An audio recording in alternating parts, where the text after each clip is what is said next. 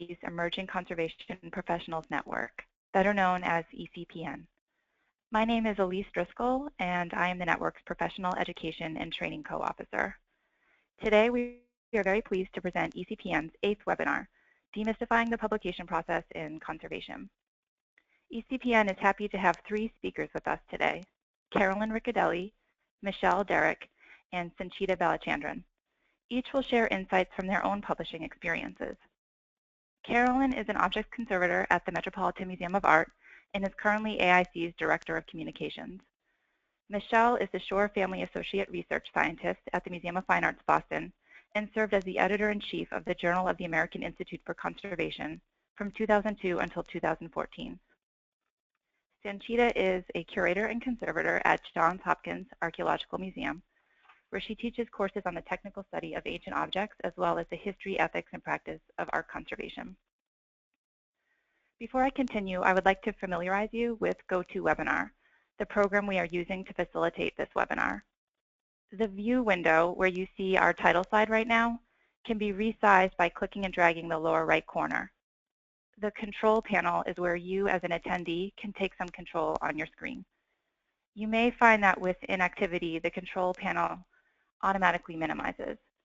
If you would like to keep it open during the entire presentation, under View, there is an Auto Hide and Control Panel option that can be turned off by unselecting it. All of you listening out there are muted. We have solicited questions for the Q&A session today, and we hope to answer them all during the webinar. If there are questions that do not get answered, we may be able to address them later in a blog post. I would also like to take a moment before we begin to share some information about ECPN.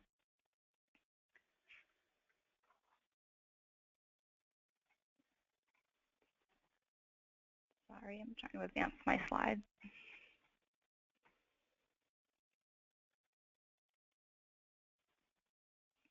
You can follow ECPN's activities on the AIC blog Conservators Converse. We recently posted, I'm sorry, I'm getting mixed up.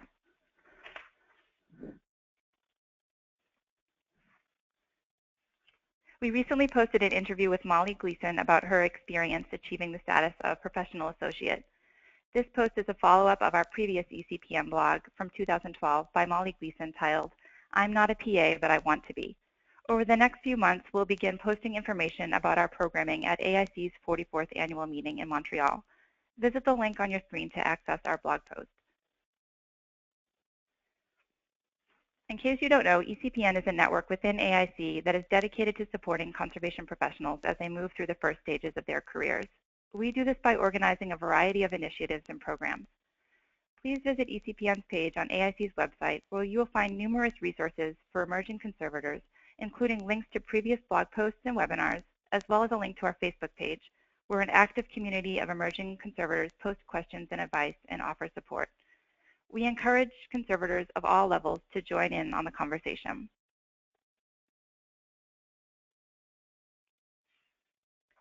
We are also developing our own wiki page within the AIC Wiki Education and Training section. Here you can find many of the resources we have been creating over the years. This is a work in progress that will continue to be updated. Please visit the link at the bottom of your screen.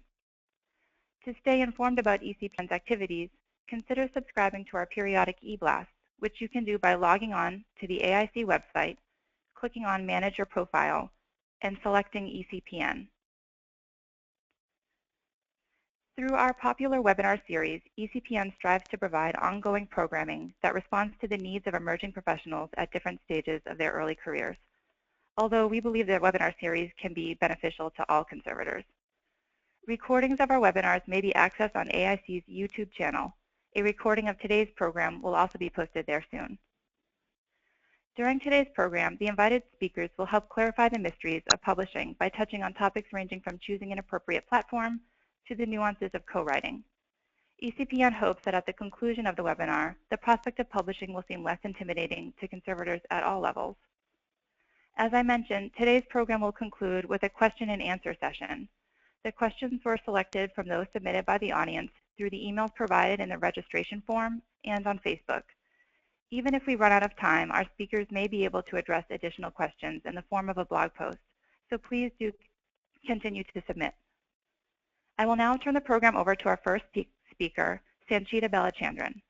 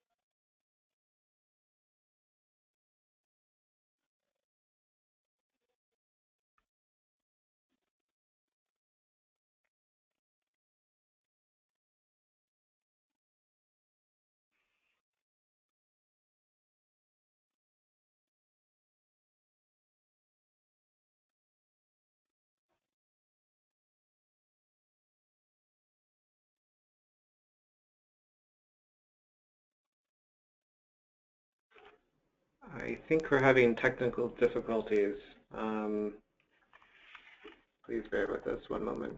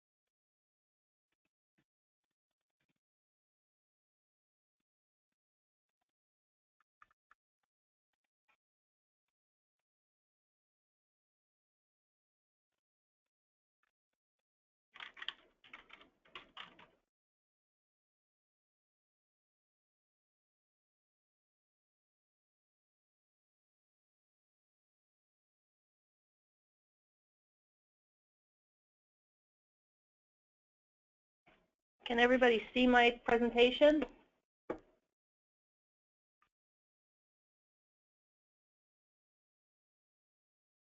Okay. I guess I'll get started. I guess we're having some technical difficulties with the audio with Sanchita, so I will jump in and start with my presentation, which is discussing different publications venues that are available within AIC and FAIC.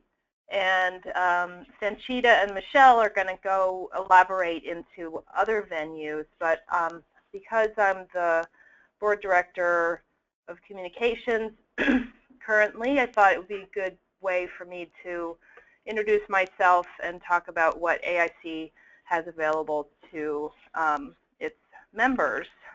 And just to begin, I just want to introduce what the Director of Communications, what that role is. And as a board member, I oversee several different communications modes from AIC. The first is JAIC, and the editor-in-chief is Julio Del Hoyo Melendez. He's a relatively new editor-in-chief. We also have AIC News, which is edited by Lisa Goldberg. So those two publications are our periodicals. We also have, under my purview, is the AICE editor, who is Rachel Arnstein, and she oversees a lot of different features of our communications, including the blog, the wiki, stash, and connecting to collections, which I'm not going to be talking about directly today, but I will talk about the blog, the wiki, and stash. And then also I oversee Cool, which is managed by Walter Henry, and I hope that you're all familiar with that. That's a great place to go for a lot of information on conservation. It's a real clearinghouse of publications and a place where a lot of online publications are being stored. I'll talk a little more about that later. And then finally, I'm also the board liaison to the Publications Committee. And the Publications Committee is created, has changed relatively recently, say in the past 4 or 5 years, from being a group who talked about what kind of publications we want to have coming out of our organization to rather has been changed recently to having a representative from each specialty group, and we're also trying to have representatives from the different networks and some of the committees to discuss things like best practices for online publications, and also we're currently working on a digital preservation policy, which has become more important to us as we are starting to publish more of our publications online, and thinking ahead in terms of the long-term preservation of those documents. So this is just a quick overview of what I'm going to cover today. The AIC periodicals, online resources, and specialty group postprints, which is really what encompasses what AIC can offer all of you in terms of publishing opportunities. So first, let's take a look at AIC periodicals. And I mentioned these earlier. We have JAIC, the Journal of the American Institute for Conservation. It's a peer-reviewed journal, and that's sort of, that's our major publication, and it accepts journal articles, which are the sort of classic research-based or treatment-based articles. Those are submitted and reviewed. They go through quite a rigorous review process, which I'm sure Michele will describe a little bit later.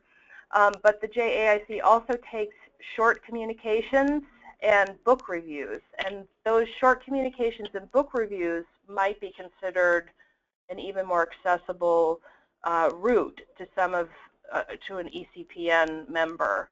And so I just wanted you to know those are options. The short communications aren't as common, but I think that the journal is quite willing to take those types of communications.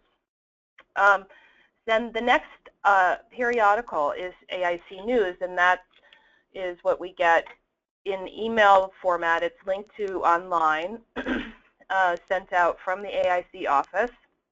It's edited by Lisa Goldberg, who's a conservator, and it's not a peer-reviewed publication, but it's well edited, and every edition has a lead article which rotates between specialty groups, networks, and some committees have also submitted lead articles. And I think good opportunities for ECPNers to consider either participating with someone else co-writing or writing on their own. So it's something that through your specialty group you can step forward.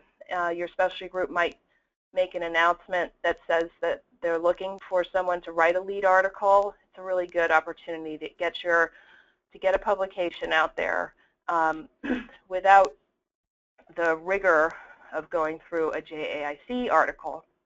It has a wide audience as well. So just to review, I'll go through some of these screenshots real quick because I know that the website can be a little tricky to navigate. So we'll just go through these real quickly. But in the Publications and Resources tab, there's a place for periodicals. There's a drop-down list for periodicals, and this is where you can access AIC news, back issues, as well as the current issue, which is available to members. And then, of course, JAIC. The link here gives you all the information you need to know about submitting articles, and then it also takes you to access to the archives, which is through our publisher, which is called Manny Online. And here is just more information down, if you scroll down on that window, about contributing to AIC. So if you want to get more info, dig in there. So next, let's move to online opportunities, or online resources, also our opportunities. And those are listed under Publications and Resources, Online Resources, and then the little pop-out menu there shows you where the blog, the wiki, you link to Cool there, also Stash, and you can get access to the various specialty group listservs. So first, the AIC blog is called Conservators Converse, and Elise mentioned this earlier. One of the great opportunities for publishing, and I do consider the blog, posting in the blog is a form of publishing. So it would be incumbent upon the writer to think about it as a publication, and it's not just a casual, the blog is a casual venue, but I think that any kind of posting should be considered a publication, and it's a professional representation of you as a conservator. But one of the great things that ECPNers can do is attend the annual meeting sessions and write blog posts about what they've seen. It's a great way to get your name out there. Also, a little section called Conservation in the News. People post on articles they've seen in the papers and on the news. And anyway, these are great opportunities for getting your name out there. And this is the blog and how to post. Just scroll down to the bottom of that opening page, and it tells you inside that box that you need to contact our e-editor, and that's Rachel Arnstein. The link is there. So you submit through email, and that's how you get a post onto the blog. The AIC Wiki is another really great place to make a contribution. It's more like, our AIC's wiki. It explains a lot of information about materials, treatment techniques, and so on. Sorry, if you hear my elevator, the freight elevator is running in the background. Sorry about that. I can't control that.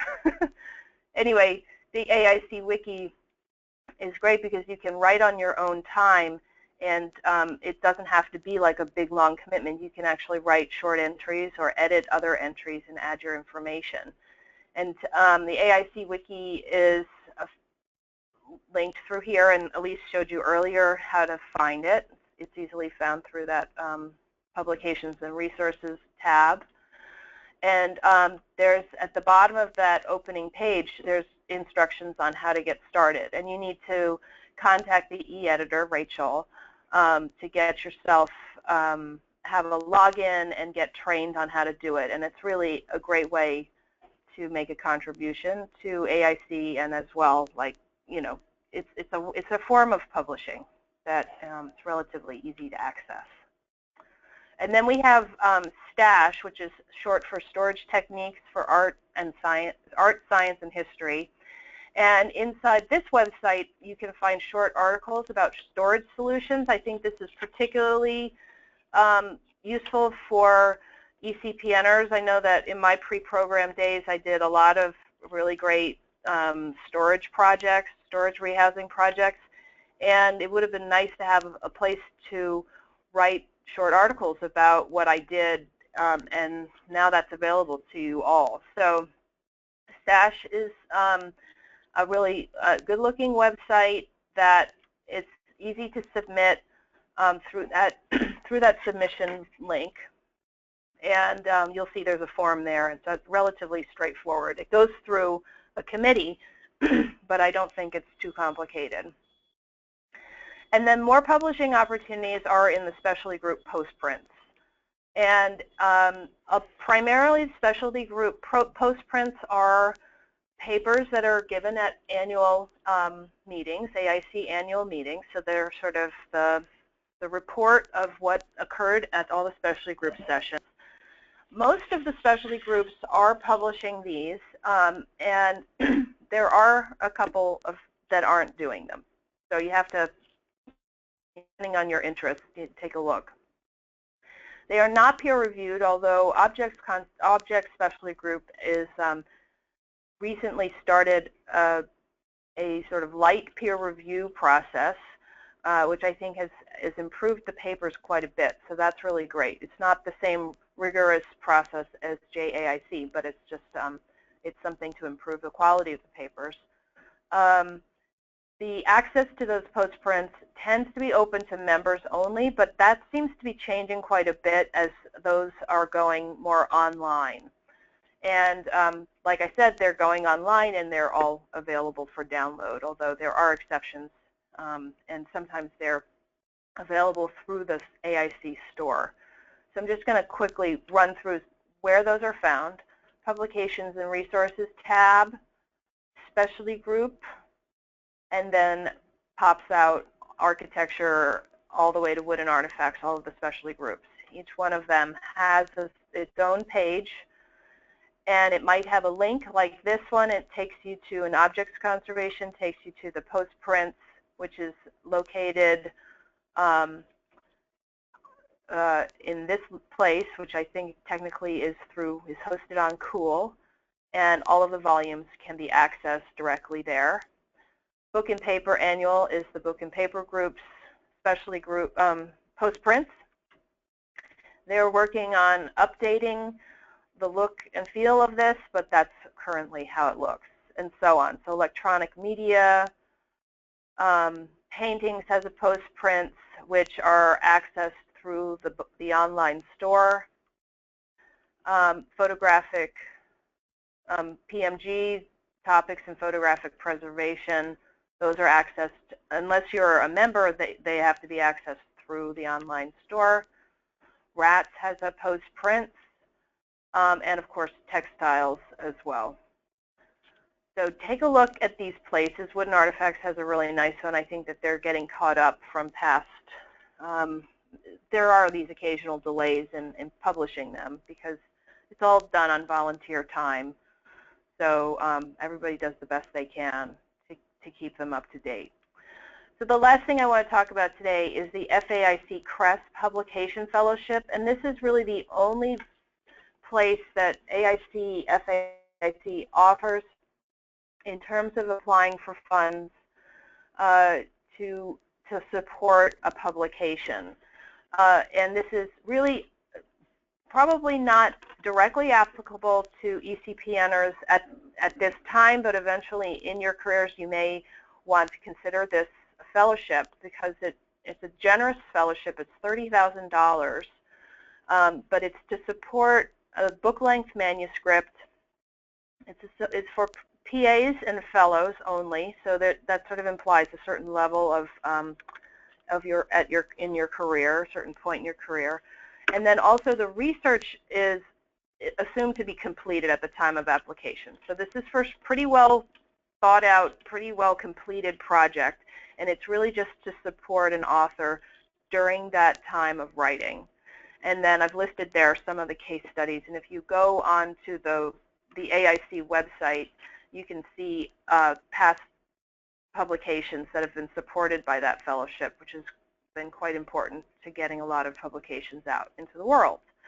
So that's it for me. I want to thank you for listening, and I've put my email address there because I would like anybody who has questions about publications and things directly related to my role as Director of Communications, please feel free to reach out to me with questions. So let's see if we can go to Sanchita next. Okay. All right. Can you hear me and see me? Someone would let me know. Yes, you are live. I hear you. Awesome. Yay. All right. Let me get rid of this for a second.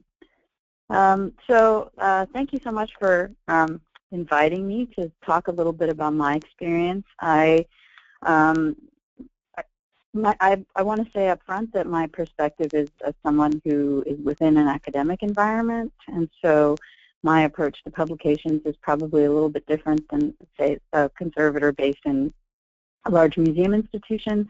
But that being said, I'm hoping that some of the things I have to share will offer some insights into what I hope conservators would like to contribute to, which is a broader conversation about the histories, technologies, and applications of the information that we're learning about art more generally. And here's my email. If there are any other follow-up questions, please feel free to ask by email. So some of the things that I'm very interested in is, first figuring out why you want to publish. Not everybody wants to publish, and so it's really important to think about what is really driving you. And for me, and a lot of this is very personal, so this really comes from my perspective, but there's something that I'm working on that I really want to share or work out. And I think one thing that's important about publications, depending on the venue, I don't think your ideas have to be completely, rock solid completed. I think an important aspect of publication is putting new information out there and suggesting some hypotheses and testing them out through your work. And joining a larger conversation that's happening about these materials or ideas, whatever it is. And I think an important part of publication is showing that you have a unique perspective and that you have unique information that really only you can provide. And for me, again, as I said, the important part of publication is that you're actually having a conversation with other people. You want other people to interact with what you're finding out, and it really turns into more of a discussion rather than a fait accompli.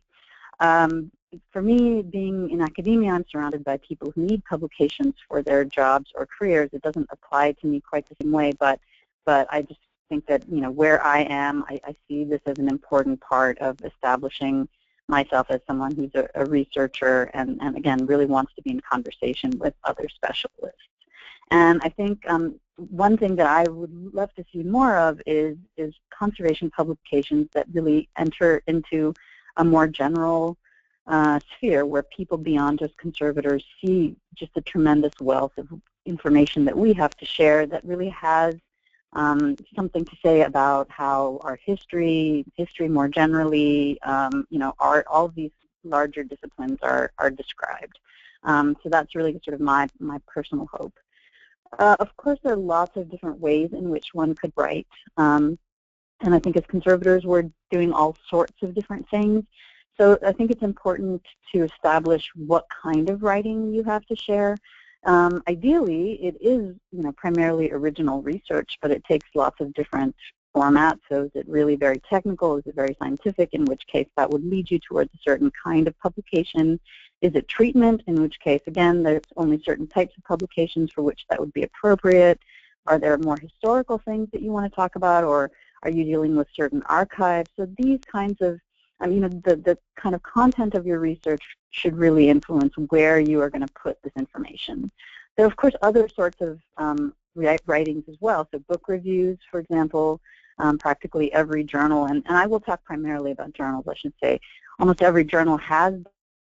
So if you're wanting to publish something but you don't have your own original research, there are always opportunities for book reviews. Sometimes there are opportunities to summarize either your work, these sort of short communications, which Carolyn alluded to, and many journals have this. And is it just an informal kind of writing that is, something like a blog entry or, website posting? I mean, these are, again, professional things that you would put out there, but they don't have that same rigor in some ways as, say, a journal article. But these are all valid ways in which we share our information. So for me, again, it comes back to who do you really want to engage with your research? And I've just broken it down into these 4 general categories. Most of the time, we want to talk to other conservators, and we want to talk to practitioners who are really, engaging with treatments or looking at technical data, in which case, again, that leads you to a certain kind of publication. For me, more and more, I'm very interested in talking to scholars and researchers, some of whom may be conservators, but really, I think there's some very important things that we as conservators can share beyond the bench. So archaeologists, and sometimes they're very specialized archaeologists, and again, I work on primarily archaeological material, so everything is sort of skewed towards archaeological material, but are you working on, 18th century painting, in which case, what would be the right venues for publishing information about that sort of material? Or are you just looking for a general audience that has a particular interest? So, for example, I published an archaeology magazine, which is really for the general public, but there are people who really care about archaeology. Or is it just a very general thing and almost anyone can interact with it? These are the sorts of things we want to think about before thinking about specific publications, because they will lead you to better places to showcase your work. So that leads me to this question of where would you actually want your work to go? And here there are another series of questions that I think are good to get out of the way. So the first is whether peer review is actually important. And by peer review, this usually means that when you submit your paper, it goes to the editor of the journal, and then that journal editor usually selects between 1 to 3. Usually it's 2 readers, sometimes it's 3, depends on the journal. And they will read your paper, and often they don't know who you are, but they will offer some advice on, content, and will also make recommendations to the editor as to whether it should be accepted, it should be revised before it's accepted, or it's rejected. So the peers that are mentioned here can, it depends again on the journal, but usually they are specialists in this field who have been solicited by the editor. So they should have some understanding of what you're talking about, or at least you should have written your material in an accessible enough way that even if it's not a real sort of specialist in your area, they can still grasp your main arguments. For a long time, there were a lot of questions about whether a physical publication, a printed one, was more important than an online one. I think more and more, many journals have gone online, and in fact, there are many journals, including JAIC, where if you're not, if it's not printed right away, the article does appear once it's been accepted and everything is sort of sewn up. So I think this is less of an issue now than it was maybe even a few years ago, but sometimes that is important. I think it's important to think about what kind of circulation you want, because certain things will circulate much more. So a blog entry, for example, on a popular website will certainly circulate more than a postprint or, in fact, a book. And there might be some journals that circulate far more within, again, your area of interest than an edited volume. So, again, things to think about. I also think it's important to consider how formal or complete your work is. Not all publications are completed. The research is never fully done, but you want to be able to make an argument for something substantive. And again, depending on how substantive your article is, it might suggest one kind of publication over another. And then there's the question of how fast you want this out there. Are you, in academia, people are always concerned about being scooped. I don't know how much of an issue this is for us, but sometimes people really want their material out as quickly as possible. Some journals can have, a 1 or 2 year time lag, but if it's really important for you to have that journal article's name on your CV, sometimes people wait. Again, it really depends. And I said I was going to concentrate mostly on publishing in journals, so I've sort of tailored things towards thinking about what journals would be appropriate. And again, here it depends on what journal you already read or who you want to be talking to in these journals. Because of my own interest in archaeological material and the kinds of things that I ended up reading, I usually think immediately about journals that are looking at archaeological science, about the history of archaeology, the history of collections, but there obviously will be specific ones for whatever area of interest you have in particular. Now, if you're thinking about how do you actually find out about journals, there are some of these usual suspects. Certainly Google, and Google Scholar in particular is always helpful. JSTOR is fantastic. And increasingly, academia.edu is a great place because people are uploading their articles, and you can see, oh, well, so-and-so whose work I'm really interested in published in this article, in this journal, maybe that works for what I'm working on. And I always think about, what am I actually downloading from my own research? If I'm working on an Egyptian object and all of the things that I'm, reading about come from the British Museum's Technical Research Bulletin or from the Journal of the American Research Center in Egypt, maybe those are good venues because people are already talking about this material. If you have access to a local academic library, I really recommend that you just go wander around and look at some of these journals. It's a little hard to do online, but if you can just browse and suddenly you run across, Archaeometry magazine, which you've never heard of before, but suddenly has some really interesting sounding articles that are relevant to what you're interested in, that might be a really good venue for you. And it's, it's just a much more kind of visceral way to think about what fits for you. And of course, ask colleagues, because we're all in conversation with curators and obviously our conservation colleagues, and there just might be people who say, this would be a great piece for Journal X. So if you've actually selected some journal articles, some journals that you think would work for you, this is my process. Again, a very personal thing. I usually look through the last 5 to 10 years worth of articles. Now, so much is online that you can at least look at the titles. You can, interlibrary loan some of these things. A lot of them you can find on academia.edu. And I just look at the articles and I say, ooh, I'm really curious about, 5 of these which are making this kind of argument or asking these kinds of questions, and my paper is sort of related to that. And, if you start to find that in the last 5 or 10 years no one's talking about anything related to what you're doing, then maybe that's not the right spot. I also usually try to choose maybe 3 venues for possible publication, and my #1 choice is usually the hardest one or the most prestigious journal, because that's going to be the toughest one to get through peer review. But if it doesn't work out, you still have 2 other ones that you could submit to. And this, I think, is the most important thing. You have to look very carefully at the submission guidelines. Every journal will have this. I'm sure Michelle will talk about it for JAIC. Everyone's got really particular requirements for formatting, how things are laid out. And they also tell you, what they require in terms of original research. But generally, almost all these journals will require original research that is not published elsewhere. And I'll come back to that in a second at the end. Now, if you found a journal that you really love, but you're not sure if your work fits with what they're doing, it's great to just be able to email the editor, and you want to email with a query that suggests an sort of abstract of your article without actually sending the abstract, which is a bit strange. So you want to just be able to write in and say, I've looked at the last, 6 or 7 years of your journal, and I found these articles are really interesting, and I have something related. What would you think? And I found that editors are usually very, very generous about getting back to you about that. A little something about the writing process. Writing is really, it's a pain.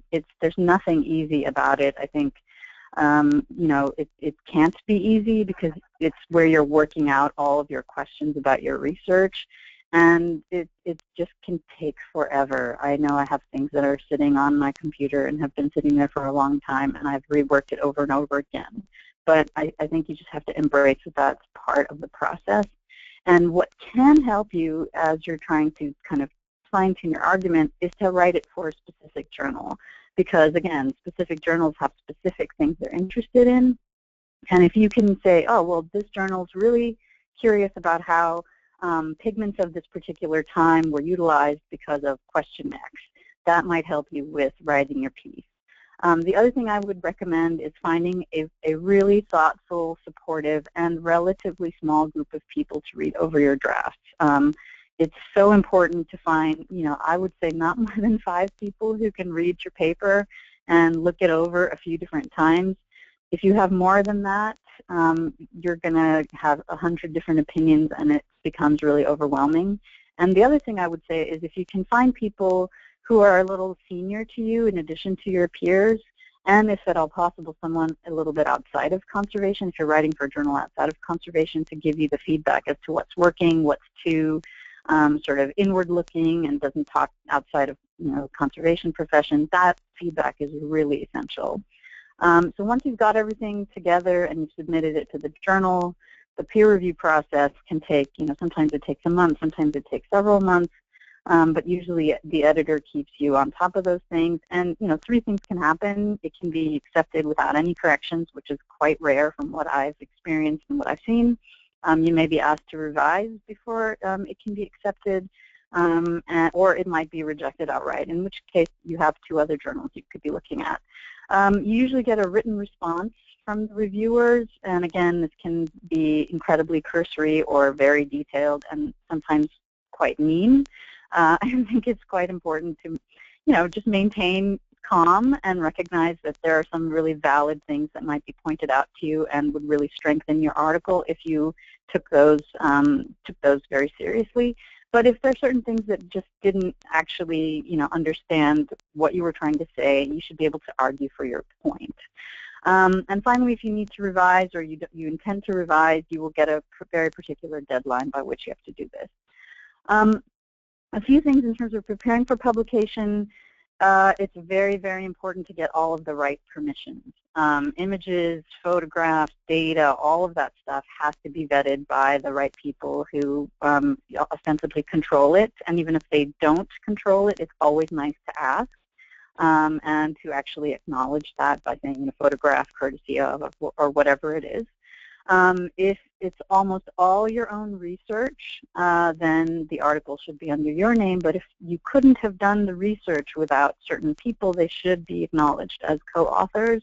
I mean, this varies a lot. It really depends on the type of publication. The science publications seem to acknowledge a lot more contributors versus humanities ones. But again, I always think, well, could I have done this research by myself, or did I really need someone to help me learn something or, understand some data set? It's also important to acknowledge all the people who've read your drafts and offered advice because that's just a very collegial thing to do. And, practically everyone I know publishes more than once on the same topic. But the key difference is that each publication has some other take on this material. It has to be something different that you're offering each time. You can use the same bulk data, but there have to be different arguments being made. And again, with different venues, I think there's plenty of opportunity to change that. One caveat, some journals do actually charge you for printing color images. I think this is less of an issue nowadays, but just be aware of that. And sometimes, you have to come up with the money for it. So just be aware of that potential cost. Just a sort of plug for publishing outside of our usual journals, even though I very much support our journals. I think they're really incredibly important. But I think if we want to really advance our field, I so look forward to a time when conservators are really engaging with archaeologists and art historians and material scientists in their own journals, because that's where they go to read stuff. If you're very concerned about how you start doing this, to me, you can start with a baby step, publish with someone who's already in that field. And I would say spend a lot of time looking at some of these interdisciplinary journals, which I'll show you in a minute, that really do value conservation contributions.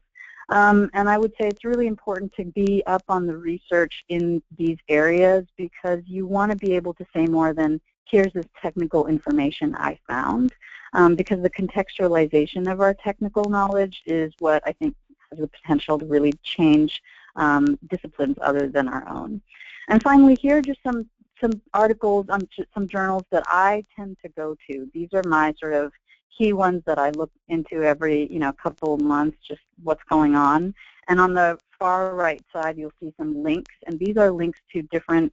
The last one was done by the Smithsonian, has a link of a lot of the journals that are mentioned here and more. But the Manny, Sage, and the Wiley ones actually link to groups of journals that these publishers publish that are related to art history, archaeology, and might be of use. So I think that's it for me.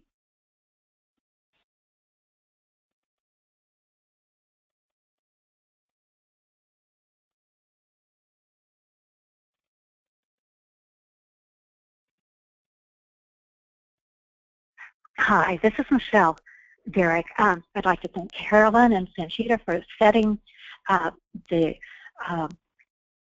very good opening stage for me. They covered a very broad perspective. Now I'm going to get into some details that apply to just JAIC.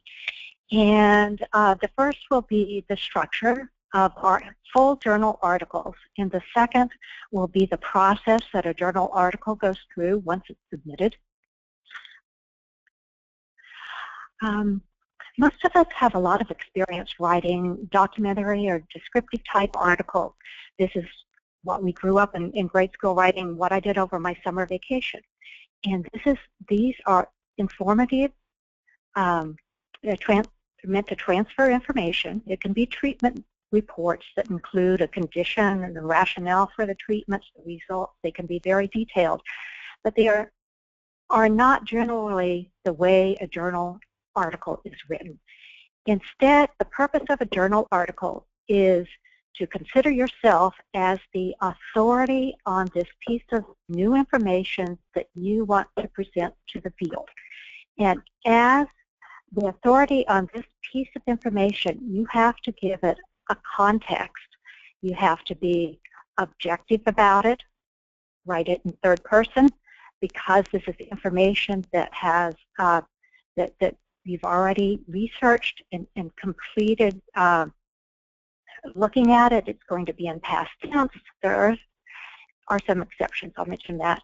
And examples are JAIC, many other journals, perhaps some humanities journals will accept first person, but most will not. Textbooks, patents, things like that. So now I'm going to go through the specific structure. And I have a set of references at the very last slide, but I particularly want to give credit to this, a very detailed website from Bates University that explains how to write a journal article. And these were their titles, and I loved it, so I put them on here. And a title must be concise, and it contains as many index words as possible, and it needs to give as complete a picture as possible. So you see what's not good. I like the best because it gives you the results of their research, as well as the objects of their research and what they were looking for. So that's very good. So when you get to an abstract, it is important that this, again, be concise and as complete as possible, especially with JAIC, because the abstracts are translated into French, Spanish, Portuguese, and they might be adding a few more languages. And those translated abstracts are searchable online. So that brings the your paper to a much wider audience. So whenever somebody reads the abstract, they need to know what's in the paper in order to determine whether they're willing to pay the $29.95 to buy it, whether it applies to them and their research. So the abstract, I know it's so tempting to write it first, but don't. Or rewrite it afterwards. It needs to include the purpose of your paper. It needs to include all description of the methods that were done in the paper. Needs to include the results. What did you find, and what did you conclude about this? And the abstract is one place where first person can sometimes be used. I'm sorry, not first person, still third person, but first present tense can sometimes be used because it is so tempting to say, this paper shows. In this paper presents. Analysis methods include. So sometimes, as long as it's consistent throughout the abstract, present tense can be used, but past tense is still preferred. The introduction. This is where you're going to orient your reader to your paper. You have this unique piece of information. The reader needs to know what has previously been done in the literature in this area. And then the reader needs to be told what your purpose of your research is and why this new aspect is important. And that why, the rationale is good, because then that sets the stage. Unless the reader understands why this paper is important, they might stop reading it and go on to the next paper. So the body. Now the body of the paper can be different, whether it's a technical paper with scientific analysis, or whether it's a non-methodology paper with treatments, whether it's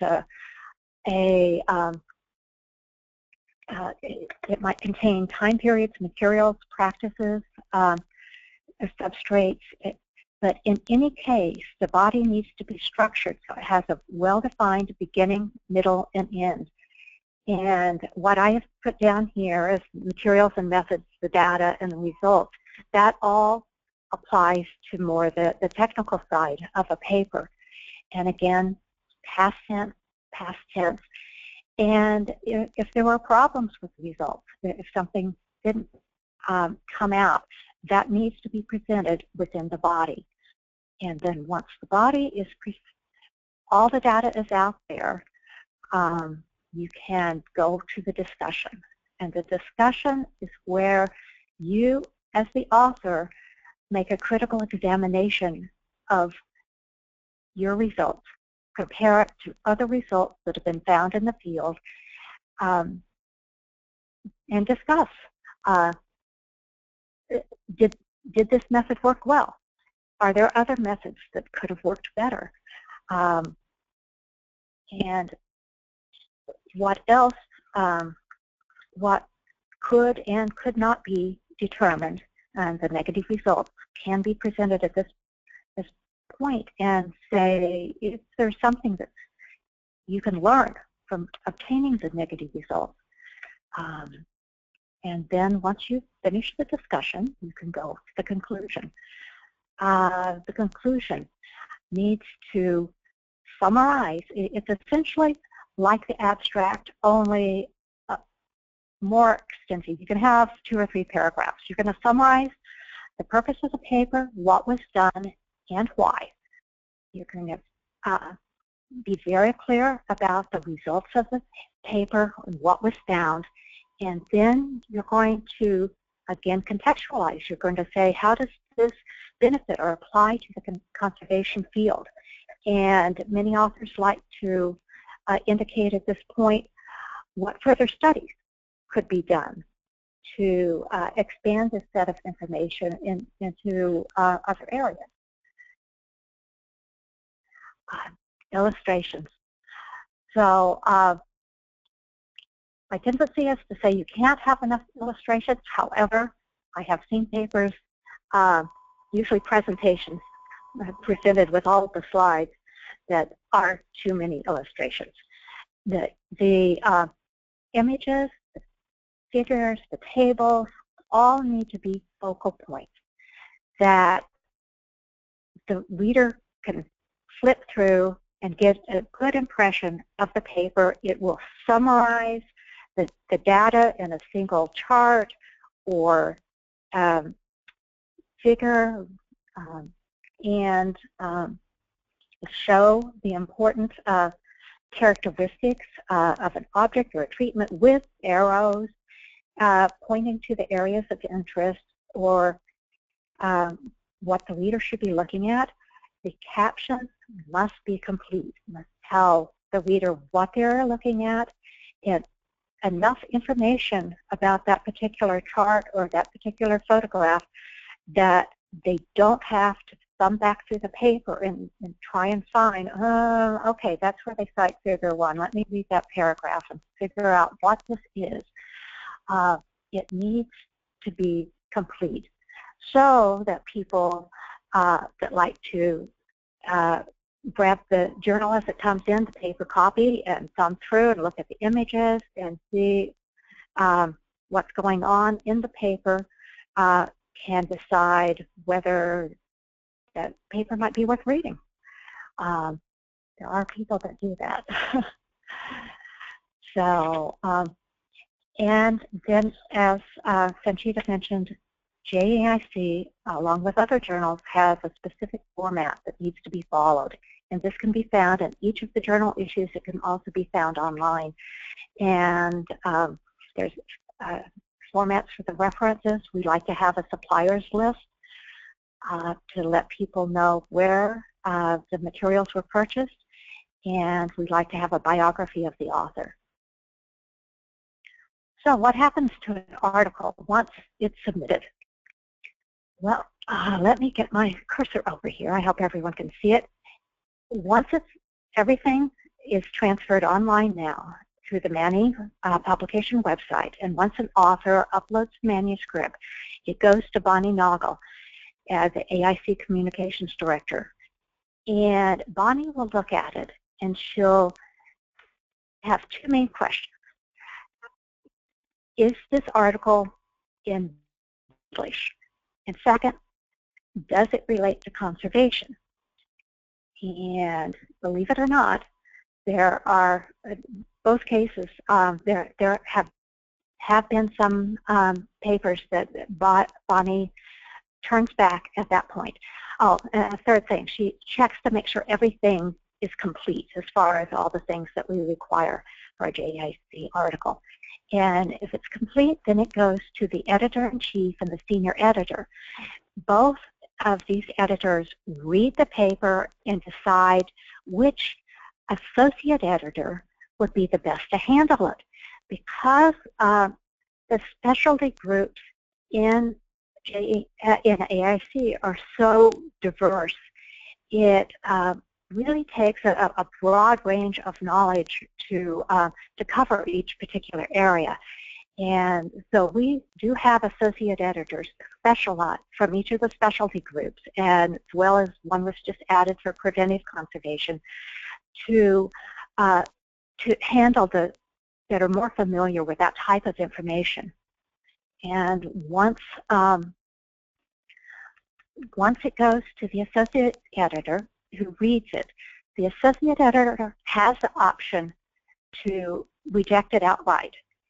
And this is rarely done, but it can be done in a case where the associate editor is too embarrassed to send that paper to a reviewer, too embarrassed to take a reviewer's time to read that, because the associate editors very much value their cultivated field of reviewers and do not want to waste anybody's time. However, I was editor-in-chief for 12 years. I think during the 12 years there might have been 3 papers that were rejected and without ever going to reviewers. And you have to remember that's a joint decision. 3 people have already read it, the editor-in-chief, the senior editor, and the associate editor it was assigned to. So that's saying 2 things. Problem is that we do get good submissions, and that we value the time that an author has put in to write the paper. And so as far as reviewers, each of the associate editors tends to build their own list. They often can look at the references that are listed at the end of the article to get ideas for more names. In the Manny website, for an author to submit, there is the option that the author can add 2 or 3 names of recommended reviewers. and that's something that to be considered. People that would like to become reviewers should note who the associate editor is in their specialty group, contact them, let them know they're very interested in reviewing a paper and that they realize, they don't have a lot of experience in the field, but they feel this will give them a better perspective on journal articles. And even if they're a third editor, they would like to be included. We do recommend that every associate editor find at least 2 reviewers. Some of them often do find 3, especially if the article bridges between one or more specialty groups. Then they find a third reviewer. Each of these transfers of the paper takes time, 30 to 60 days. I think the reviewers are given 60 days. Once the paper goes through the reviewer, it goes back to the associate editor who makes the initial decision and writes their commentary on the paper. Then it goes back to either the editor-in-chief or the senior editor who have split all the submissions into and selectively taken one half of the papers. And the editor-in-chief and senior editor then write the letter to the author that contains the decision for the paper, the recommendations as far as changes, and the comments from the reviewers. And the author is given anywhere between 30 and 90 days to revise the paper and resubmit it. And in which case, it goes back to the editor-in-chief and to the associate editors. It does not go back to the reviewers. And the editor-in-chief or the senior editor and the associate editor decide whether all the corrections were made, whether that's sufficient, whether there's something else that needs to be done. And anyway, this can be a back and forth process.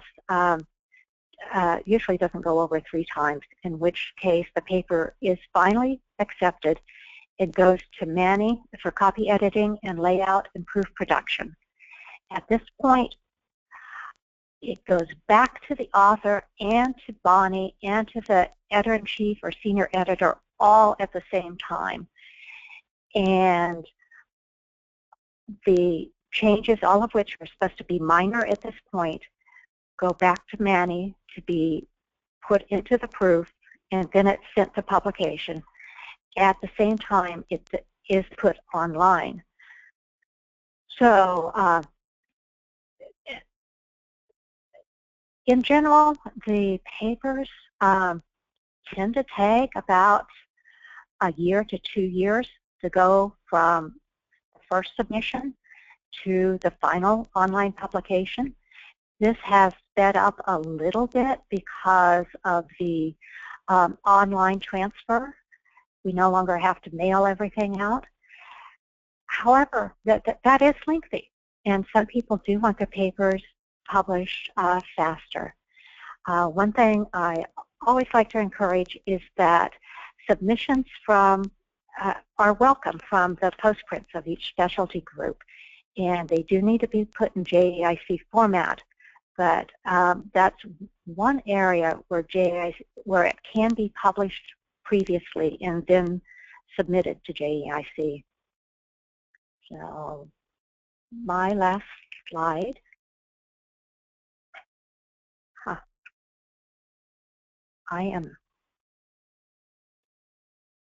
There it is just a set of references.